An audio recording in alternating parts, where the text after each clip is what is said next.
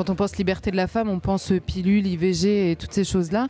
Et là, vous décrivez plus des femmes blessées en fait par le féminisme. Je pense encore une fois que la meilleure façon de lutter contre l'imposture féministe est de dénoncer toutes ces contradictions, de faire appel à la raison des femmes. Donc je leur montre il me semble, par 1000 indices qu'elles ont été flouées. Alors, en effet, la libération sexuelle a été un leurre. Elles ont galvaudé leur sexualité, mais elles se sont laissées aussi également imposer la pilule qui, à l'heure du toute écologie et du principe de précaution, est un non-sens. Aucun enfant dans une cour de récréation ne se voit donner le moindre antiseptique, mais on donne la pilule aux jeunes filles, même mineures, sans l'accord de leurs parents, donc une dose hormonale tout à fait énorme, et cela semble normal à tout le monde, tout simplement parce que c'est idéologique. Donc ce n'est qu'un exemple, il y en a 1000 autres, je pense à l'IVG également. Donc je ne me place nullement dans mon bouquin sur un plan moral ou religieux ou que sais-je encore. J'essaie de me placer sur le plan de l'intérêt des femmes et montrer que ces féministes qui ont prétendu défendre la femme, en réalité, n'en faut rien. Donc il faut vraiment leur dire adieu, je dirais même à jamais, et qu'on ne les revoit plus.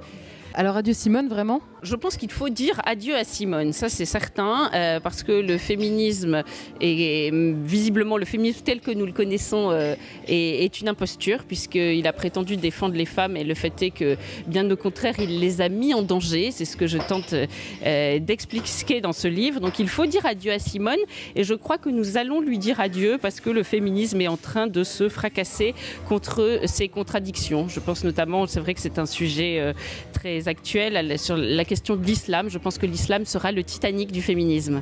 Alors là, il y a une convergence, on va dire. Il y a plusieurs femmes qui le dénoncent petit à petit, un peu dans tous les milieux. Qu'est-ce qui est le plus frappant pour vous, justement, dans cette opposition, dans ce silence féministe sur la question de l'islam ?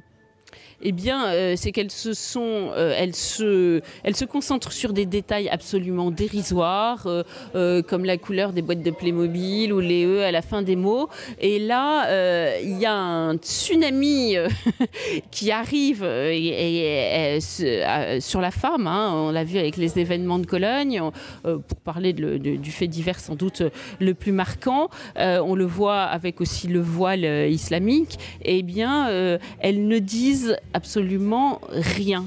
Elles ne disent rien, elles sont couates. Moi, je pense, au cours du Hijab Day, j'ai surveillé le compte Twitter de Oser le féminisme. Elles n'ont absolument rien dit. Alors, visiblement, elles montrent qu'elles sont parfaitement inopérantes face à l'islam, alors que c'est évidemment, de façon évidente, et pour que des femmes, même socialistes, le notent, c'est que c'est bien la réalité. C'est le danger majeur qui guette la femme actuellement. Et évidemment, c'est pas la couleur rose de la boîte de Lego. Et alors, il y a un moment où vous dites aussi que c'est pas oser le féminisme, justement, mais oser le carriérisme. Est-ce que vous pouvez développer un peu ?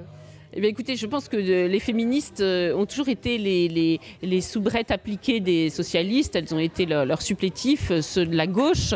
Elles ressemblent beaucoup à Simone, c'est pour ça que du reste que je l'évoque dans mon titre. Elles ont, comme Simone était l'amant de Jean-Paul Sartre, elles ont été aussi l'amant de la gauche.